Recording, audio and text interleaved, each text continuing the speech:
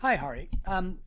So the first thing that I have a concern with is that we have videos, we have YouTube, and we have lessons. And it seems to me that we don't need all of these. Lessons seems to be all we really need. The videos seem to be basically from basically what the lessons are showing already. And I understand the YouTube as well comes from YouTube, and I can see my YouTube videos and all that sort of stuff. But it seems that this can all be combined into one link. At least in that link, maybe we have tabs that show some various things. Like in the YouTube video, we have post a new video. This is basically where you post the lesson. And this is part of the structure that I want us to change, of course. But my point being is, why do we need a separate link for this? Why can't everything be in the lessons tab? And if the user is a coach, he can see my lessons and he can create a lesson, right? In the same way that we do here as far as posting a video. Okay, because really what we're doing here when we say post a video, really what we're doing is we're creating a lesson, or we're publishing a lesson. My YouTube videos shows the lessons that we've created through YouTube, but it doesn't need to say my YouTube videos. It can just say my lessons instead, and we can have these on the lessons page, right? Kind of like what we have on my notes. So we have all notes here, but we have my notes and shared notes and other type of notes, right? And so my notes can be part of the lessons page, but it says my lessons, right? So it says my lessons, and then there's a few other options with respect to lessons that might be important to have there. So in any case, I think it's easy to consolidate videos, YouTube, and lessons, and that would also include, of course, the post new video, which would be create lesson for YouTube, and also this video, which is just posting a video in a different type of format, right? Not uploading it to YouTube, but instead using that format that is the upload a link or a embed file instead. And I think that's what that is, right? The embed file, I think this is what we have. We have an option to put the embed file in here. I'm trying to remember exactly how we did it. But the point was, these particular functions should all be in one place, and they shouldn't be separated out in various places. So please consolidate them. That's very important. And when I'm saying consolidate here, I'm talking also about the functions of posting a new video and YouTube, right? We need to consolidate them. We can't keep them separate. They have to be consolidated. So that's part of what this project is about. So first step is we need to combine all of these into one, and we should retain the lessons tab and get rid of the tabs for YouTube and videos from the main menu and embed them in the lessons tab instead. And that includes the post new videos, of course. Hi, Hari. So I do believe that save video, I believe this process is broken. So please check this. I'll just show you what I get when I do it. I get an error. So please check this and see if you can fix it.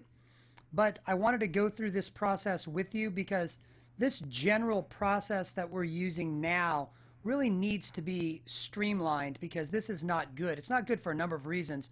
One, it says add a new video. We're adding lessons. We don't want people to think about them as videos. We want to think about them as lessons. Lessons. So post new lesson, my lessons, that sort of a thing. All right? But there's more here to discuss. Specifically, I have created a timeline, and I think the timeline should be used to populate these lessons. Right? So the first step would be to describe the lesson. That's largely what we have in this view, X the quiz, right? I'm describing the lesson, the title, the keywords, the description, attribution, all of that, the categories.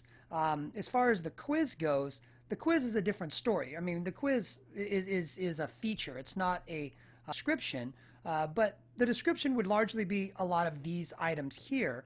And so when I'm putting description on this page, That's what I mean. So describe your lessons, okay?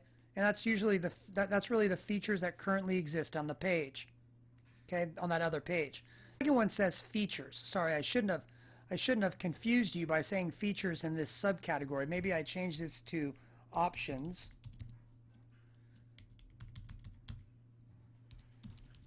Options that exist on the existing page, right?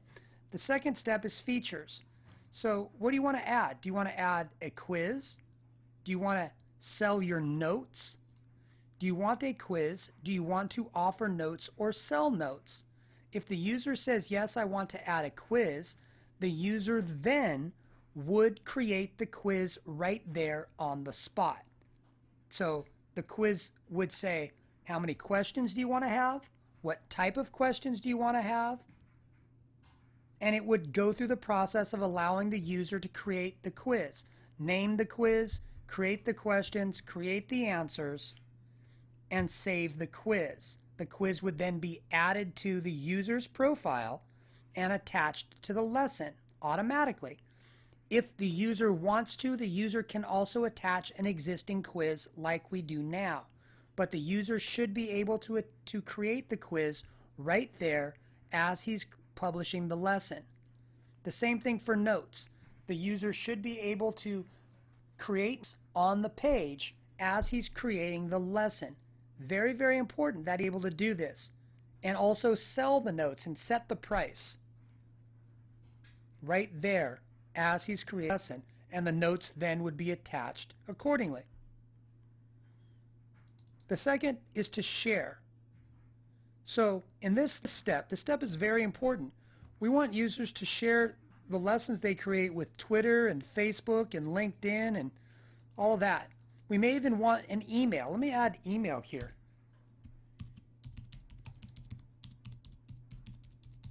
Email distribution, because we have the ability to email people through the system. So if the user puts in email addresses, we can send emails to his contact list when he creates a lesson. We want all of these in step 3. Which ones do you want us to communicate with? And then we need to authenticate them, right, using the API process that exists. Next one is to select the lesson.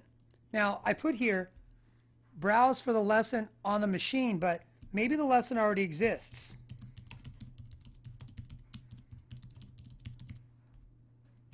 Or we publish it to YouTube. Okay, one of those options. It's sort of the same thing that we have in the options that are on the menu now, right? We have one that's a YouTube and one that's a video. Post new video. In the video link, I think is for existing videos that already exist on the web, and we just basically capturing them somehow. Maybe they're from Vimeo, I believe, or something of that nature. And so in this particular step, we're looking to select the process, the type of video and the location of the video. If it's on our computer and this select, then we're going to browse and we're going to find it. If it's on our computer and it exists somewhere already, then we're going to embed it somehow using that code or those options that exist in that video menu item that we currently have. So this step is to select the video. And once that's done, then we publish the lesson. So the steps are describe the lesson, list the features, you want quiz and you want notes, to share the lesson with social media, to select the lesson, and then finally to publish. Now, only when we publish do we actually share the lesson, actually attach the notes, and do we actually attach the quiz. Only after we publish. So when it clicks publish, if the lesson is being uploaded to YouTube to the Skill Coach account, then we would publish it to Skill Coach. If it's coming from Vimeo, then we would do what we to do to be able to display it from there. Immediately when we click publish, we should attach the lesson quiz. Immediately when we click publish, we should attach the lesson notes. And immediately when we click publish, we should share it with our social network. Now, I should also put a sixth step here, and that is to confirm. And that's just a final step. That's basically a confirmation step for the user. User would have gone through the steps of describe, creating features, sharing, selecting the video, and publishing it, the lesson, and publishing it. And then finally, after he's finished, we would say, and shared with your social networks, please confirm your video is correct. And we would give him the link to his video so that he can review it, and from there, of course, edit it if he feels appropriate. So the process that we have now is clunky. It's not easy. It's not streamlined. And I'm trying to streamline this so there's a few simple steps that a user follows to create lessons that also have features and that are also shared with social media in such a way that it's very, very easy to do in one simple process. I don't want the user to have to create a lesson and then have to come back. Of course, we set up features so that he could change things over time. We've set up features so he could change his quizzes, so he could edit his notes. Those features are already there. I don't want a user to have to publish a lesson and then go create a quiz separately or go publish notes separately and then add them on later. I would rather them do it all in one process, and if they want to edit them, they can edit them later. So this whole system is designed to make it easier for a user to set up and publish his lesson.